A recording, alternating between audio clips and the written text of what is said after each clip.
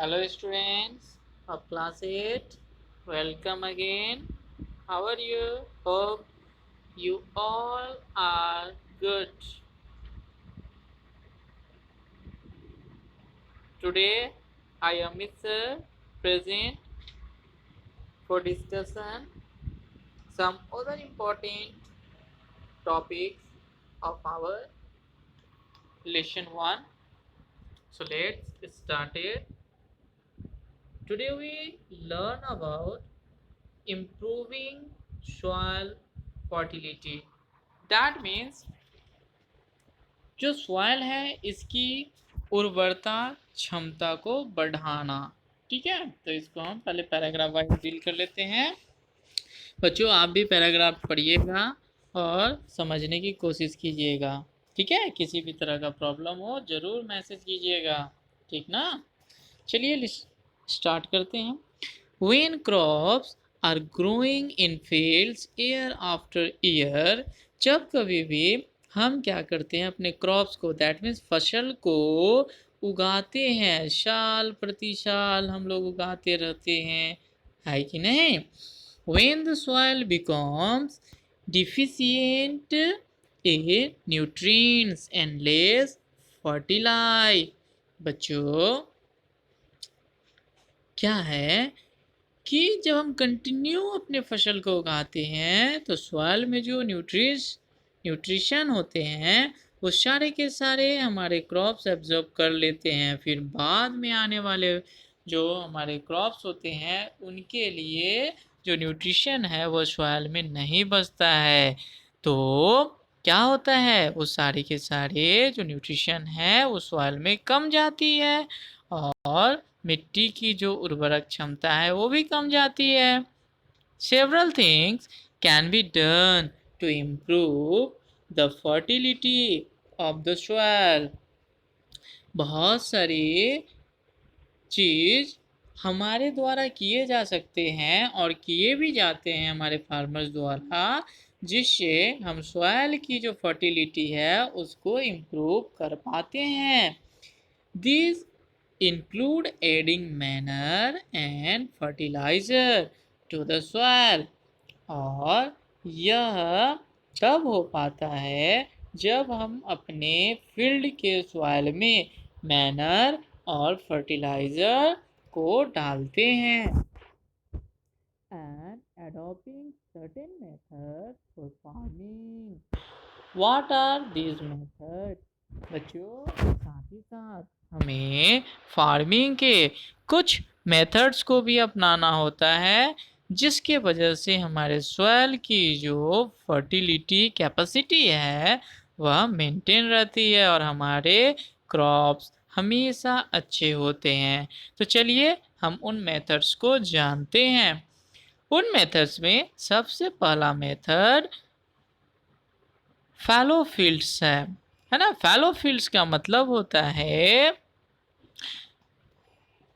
हम 1 या 2 crops harvesting करने के बाद अपने फील्ड्स को 1 सीजन के लिए ऐसे ही छोड़ देते हैं, उसमें हम क्या नहीं करते हैं, फसल नहीं उगाते हैं।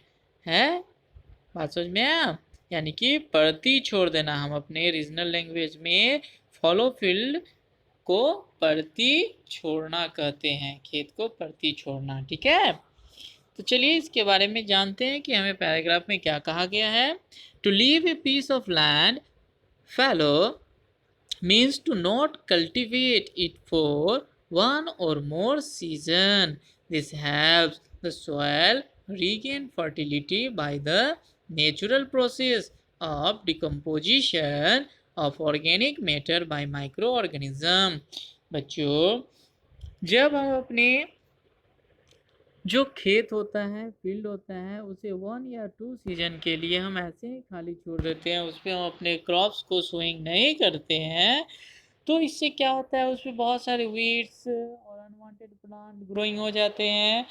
तो बाद में क्या होता है वो सारे के सारे फिर अपने आप ऑटोमेटिकली सूख जाते हैं, सड़ जाते हैं, है कि नहीं। उनका डिकम्पोजिशन होने लगता है माइक्रो ऑर्गेनिज्म से और उस प्लांट्स में जो न्यूट्रिशन होता है वो फिर से सॉइल में मिल जाता है और फिर से हमारे सॉइल की जो न्यूट्रिशन खो गई थी वह रीगेन हो जाता है, यानी कि सॉइल में फिर से वो आ जाता है। तो बच्चों, माइक्रो ऑर्गेनिज्म हमारे लिए कितना इम्पोर्टेंट है आपको पता चला कि जब सॉइल अपनी फर्टिलिटी खो देती है तो ये माइक्रो ऑर्गेनिज्म ही आकर सॉइल की फर्टिलिटी को पुनः वापस लौटाने में हेल्प करती है। ठीक है, चलिए तो नेक्स्ट टॉपिक समझ में आ गया। फैलोफील्ड, फैलोफील्ड मतलब परती छोड़ देना, क्लियर है। चलिए आगे बढ़ते हैं। क्रॉप्स रोटेशन, यह भी एक बहुत ही अच्छा मेथड है जिससे हमारे क्या होते हैं कि अच्छी फसल उत्पन्न होती है। तो चलिए जान लेते हैं। Different crops have different nutrients requirements. बच्चों, अलग अलग फसलों की, अलग अलग क्रॉप्स को अलग अलग न्यूट्रिशन की ज़रूरत होती है। If you grow the same crop in the same field season after season, the soil becomes deficient in the set of nutrition needed by the crops। बच्चों, अगर आप एक ही तरह की फसल को, एक ही तरह के क्रॉप्स को सीजन बाय सीजन एक ही फील्ड में लगाते रहेंगे तो उस जो क्रॉप्स है उसको जो न्यूट्रिशन की ज़रूरत होती है वो कंटिन्यूस सोयल से कम होती जाती है, प्लांट्स उसको एब्जॉर्ब करते जाते हैं, जिस वजह से आने वाले कुछ समय में सोयल से वह न्यूट्रिशन समाप्त हो जाता है और हमारा जो क्रॉप्स है वो अच्छी फसल नहीं देती है कि नहीं। तो इस चीज़ से बचने के लिए हमें क्रॉप रोटेशन मेथड को अपनाना पड़ता है, क्योंकि हम जान चुके हैं कि सारे क्रॉप्स को सेम टाइप ऑफ न्यूट्रिशन की ज़रूरत नहीं होती है। चलिए नेक्स्ट आगे जानते हैं। It is better to grow one crop in one season and another crop in the next season. The practice of growing different crops in succession in the same field or soil is called crop rotation। बच्चों, तो हमें क्या करना है कि one type of crops को अगर हम लगा दिए अपने फील्ड्स में तो क्या हमें इस बात का पता भी करना होगा कि उस क्रॉप्स को कौन सा न्यूट्रिशन की ज़रूरत है। ठीक है, तभी हम नेक्स्ट सीजन में जो हम अपना क्रॉप्स लगाएंगे तो उसमें हम ध्यान रखेंगे कि जो न्यूट्रिशन हमारे सॉइल से क्या हो गई, एब्जॉर्ब कर लिया गया है हमारे क्रॉप्स के द्वारा, तो वही न्यूट्रिशन दूसरे क्रॉप्स को ज़रूरत ना हो, ऐसे ही क्रॉप्स को हम अपने फील्ड्स में लगाएंगे।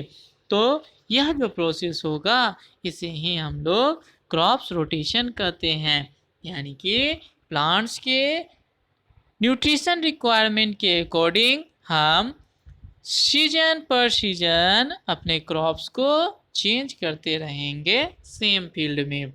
यूजुअली ए क्रॉप लाइक पेडी और वीट, पेडी मीन्स धान होता है बच्चों और वीट मीन्स जानते हैं आप गेहूँ होती है, which use us a lot of soil nutrients is alternated with pulses। बच्चों, आप जानते हैं कि ये जो पेडी और वीट जो है यह बहुत अधिक सॉइल से न्यूट्रिएंट्स को एब्जॉर्ब करते हैं और ये जो सॉइल, पेडी और वीट जो सॉइल से न्यूट्रिशन को एब्जॉर्ब करते हैं वह न्यूट्रिशन हमें वापस हमारे सॉइल में पल्सेस प्लांट के द्वारा रिटर्न आ जाता है। तभी तो हम अपने फील्ड में जब वन टाइम अगर पेडी या फिर क्या लगाते हैं, वीट लगाते हैं, तो उसके बाद पल्सेस ग्रेन्स को हम लोग अपने फील्ड में लगाते हैं या फिर कभी कभी क्या करते हैं, छोड़ देते हैं ऐसे ही खाली। समटाइम 3 और 4 crops are grown in rotation. कभी कभी क्या कुछ ऐसे रीजन हैं जहाँ पे क्या होते हैं 3 और 4 डिफरेंट टाइप्स ऑफ क्रॉप्स को ग्रोइंग किया जाता है रोटेशन वाइज, जिसमें यह ख्याल रखा जाता है कि सारे जो क्रॉप्स है सबका जो न्यूट्रिशन रिक्वायरमेंट हो वो डिफरेंट डिफरेंट हो, और साथ ही उनके हार्वेस्टिंग के बाद उनके जो वेस्ट बचेंगे उनके डिकम्पोजिशन से हमारे सॉइल की फर्टिलिटी मेंटेन होती रहे, इस बात का भी हम ख्याल रखते हैं, तभी हमारे जो क्रॉप्स है अच्छे फसल देते हैं। ठीक है। Some crop rotation pattern are match mustard, rice, pulses, jute and rice, wheat, pulses, mustard। बच्चों कहीं पे दो तरह के क्रॉप्स रोटेशन होता है, मैज या मस्टर्ड हम लोग उगाते हैं। फिर कहीं पे हमारे कुछ रीजन वाइज है ये, कहीं पे राइस, पल्सेस और जूट उगाई जाती है, और कहीं पे 4 क्रॉप्स को उगाया जाता है। जैसे क्या हो गया हमारा राइस व्हीट, राइस के बाद व्हीट लगाते हैं, व्हीट के बाद पल्सेस, फिर मस्टर्ड। ठीक है, इस तरह से सारे न्यूट्रिशन हमारे मेंटेन होते रहते हैं। ठीक है बच्चों, आज के लिए इतना ही। नाइट्रोजन फिक्सेशन जो है हम नेक्स्ट वीडियो में जानेंगे। Thank you.